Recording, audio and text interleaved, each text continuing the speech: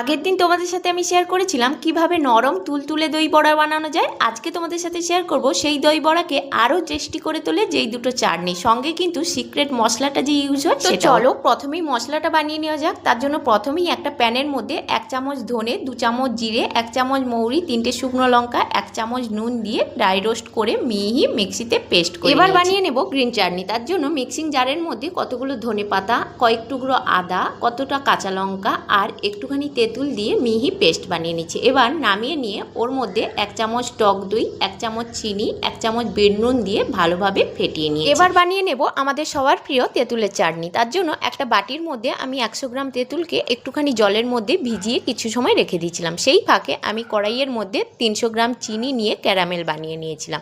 ক্যারামেলটা ঠিক এইরকম হয়ে আসলে ওর মধ্যে জল ঢেলে দিয়ে এবার আমি তেঁতুলের কাঁচটা দিয়ে দিলাম।